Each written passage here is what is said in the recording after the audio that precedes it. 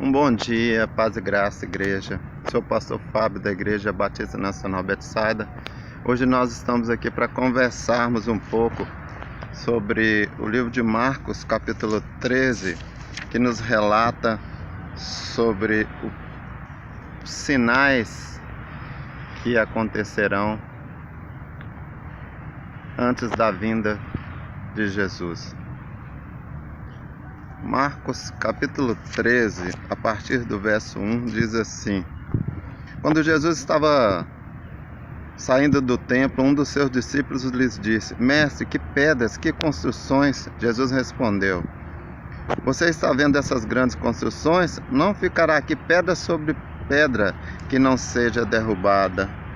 Jesus estava sentado no Monte das Oliveiras, diante do templo, quando Pedro, Tiago, João e André lhe perguntaram em particular: Diga-nos, quando essas coisas vão acontecer, que sinal haverá quando todas elas estiverem para cumprir? Então Jesus começou a dizer-lhes: Tenha cuidado para que ninguém os engane. Muitos virão em meu nome dizendo: Sou eu, enganarão a muitos. Quando vocês ouvirem falar de guerras, rumores de guerras, não se assustem. É necessário que isso aconteça, mas ainda não é o fim. Porque nação se levantará contra nação, reino contra reino.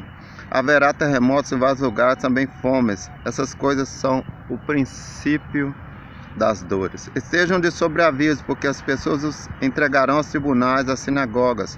Vocês serão açoitados por minha causa, serão levados à presença de governadores e reis para lhes servir de testemunho. Mas é necessário que primeiro o evangelho seja pregado a todas as nações. Quando, pois, levarem vocês para os entregar, não se preocupe com o que irão dizer, mas digam o que lhes for concedido naquela hora. Porque não são vocês que estão falando, mas o Espírito Santo. Um irmão entregará a morte, o outro irmão, o pai entregará o filho, haverá filhos se levantarão contra os pais e matarão. Todos odiarão vocês por causa do meu nome. Aquele, porém, que ficar firme até o fim, esse será salvo. Quando, pois, vocês virem o abominável da desolação, situado onde não deve estar, quem lhe entenda, então os que estiverem na Judéia fujam para os montes. Somente até aqui, queridos.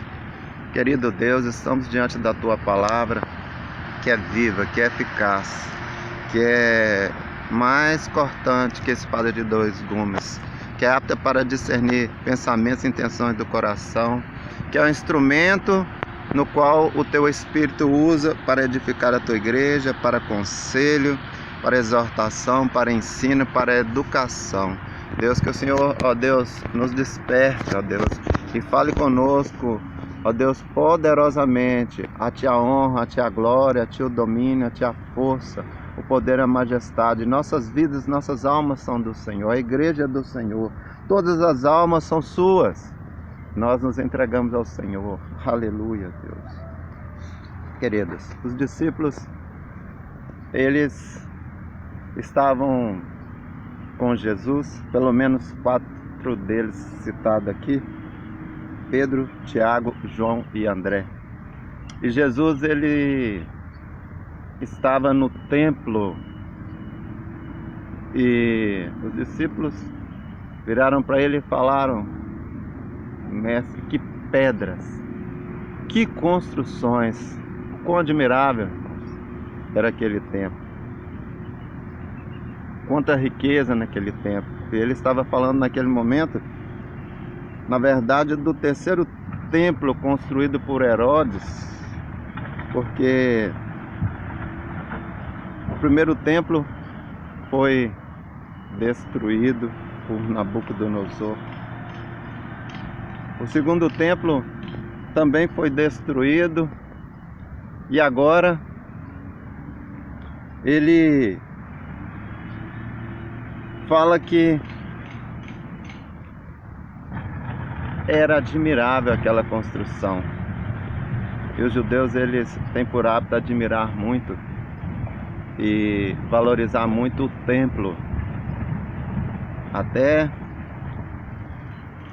aquelas muralhas, o Muro das Lamentações, que faz lá quase que uma romaria mundial para colocar um pedido naquele muro.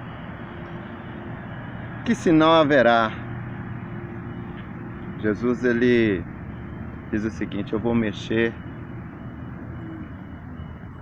em toda a estrutura, é o que ele quer dizer, não ficará pedra sobre pedra. Vou mexer em toda a construção.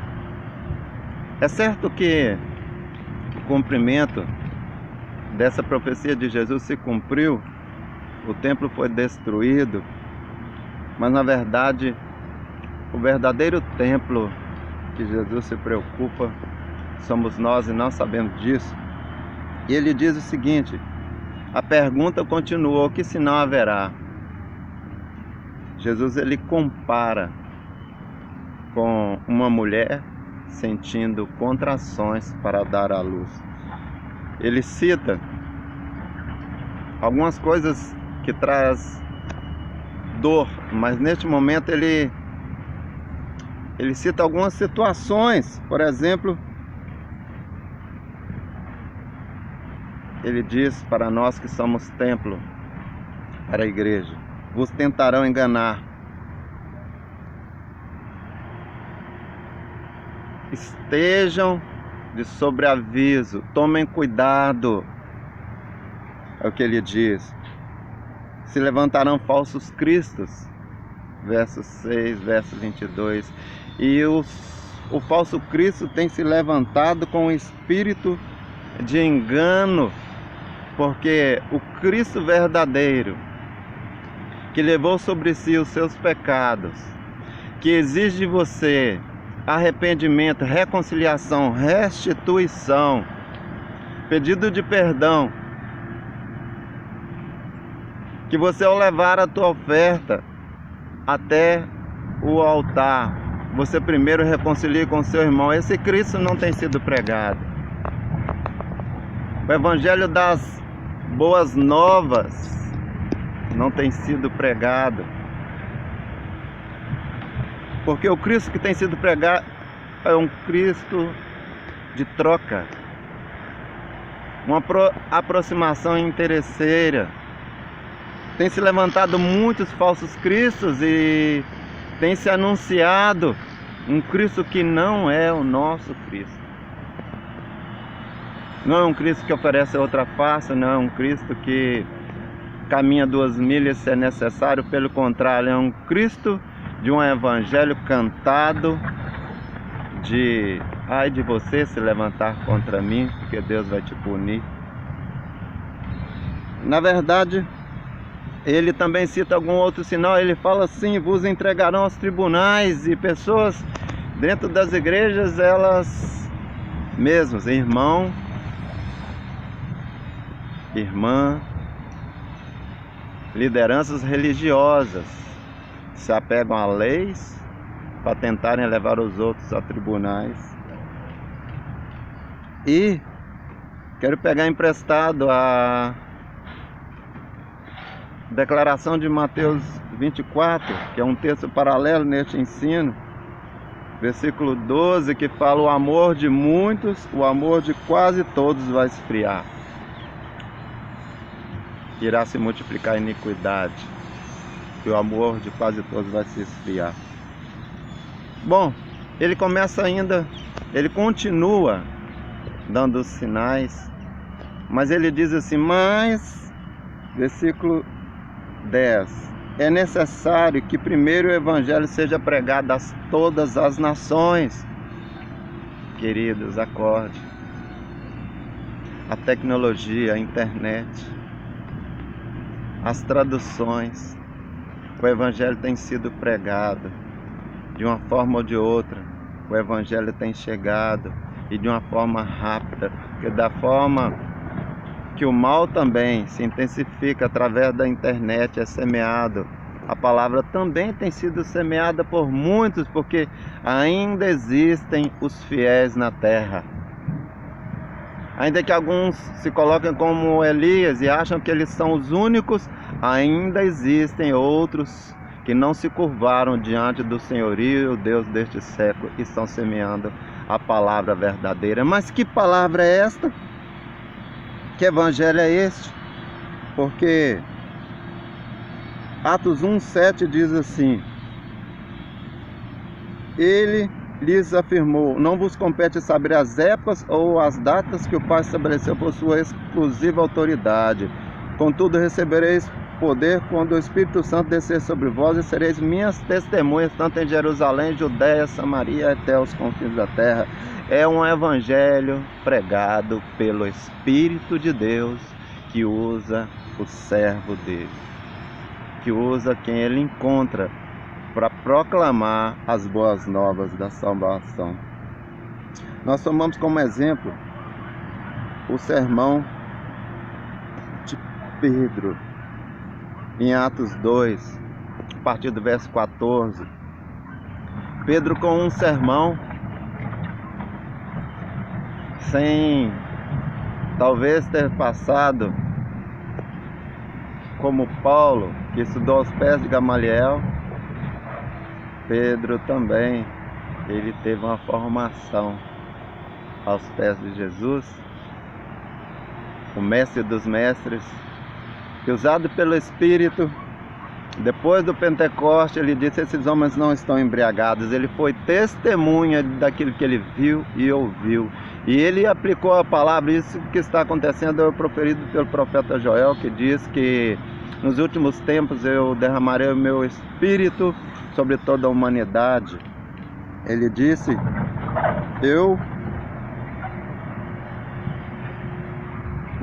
os velhos sonharão, os jovens terão visão, e todo aquele que invocar o nome do Senhor será salvo. Este homem que vocês crucificaram, ele ressuscitou.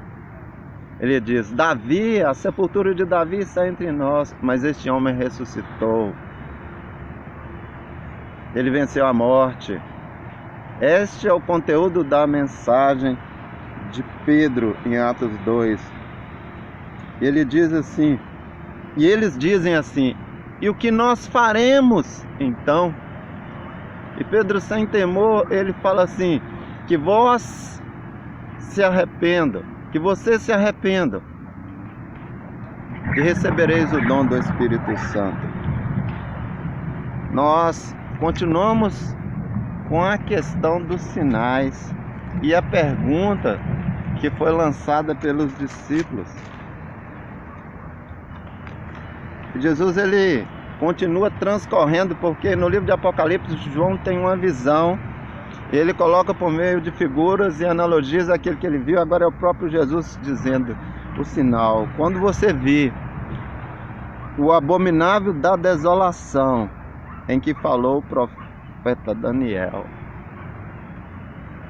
Verso 14 fala, Mateus 24:15 também fala, o homem do pecado no templo de Deus. Segundo Tessalonicenses 2, a partir do verso 4 também fala.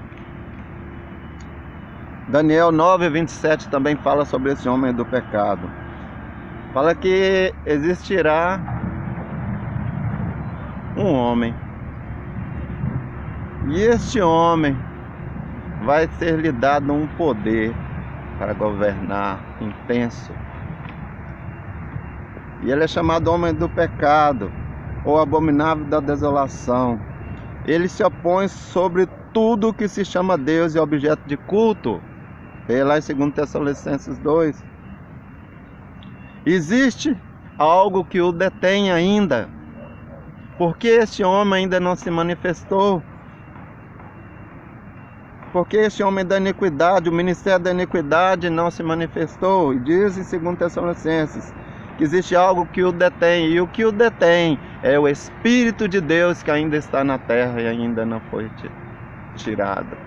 Ele convence o homem do pecado, da justiça e do juízo, mas vai chegar um tempo que ele será retirado.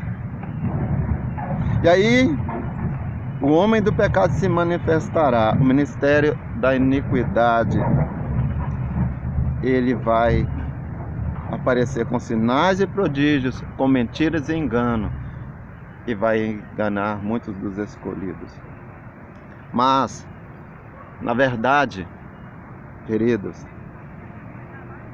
nós entendemos que Deus tem cuidado da igreja, tem se revelado à igreja.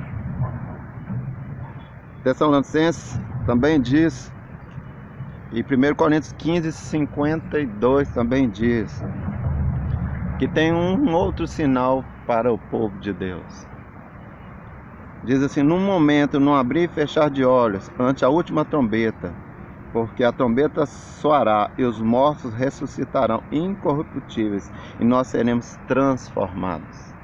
Haverá um arrebatamento, em que aqueles que estiverem já mortos em Cristo, eles vão ressuscitar primeiro, e aqueles que estiverem vivos vão ser transformados. E como diz 1 Coríntios 15, 52, num abrir e fechar de olhos, será um grande sinal para a igreja, o arrebatamento. O verso 26 diz que todo olho o verá. Diz que ele dará ordem aos seus anjos, que reunirá os seus escolhidos dos quatro cantos da terra. E a palavra para nós é: vigiem, porque vocês não sabem quando virá o dono da casa. Deus te abençoe. Certamente Deus não fará coisa alguma se antes revela os seus segredos aos teus servos profetas. A palavra tem sido pregada, tem sido anunciada nos quatro cantos da terra. Breve Jesus virá, breve virá. Que o Senhor te abençoe, te guarde, faça resplandecer teu rosto sobre ti, tenha misericórdia de ti e te dê a paz.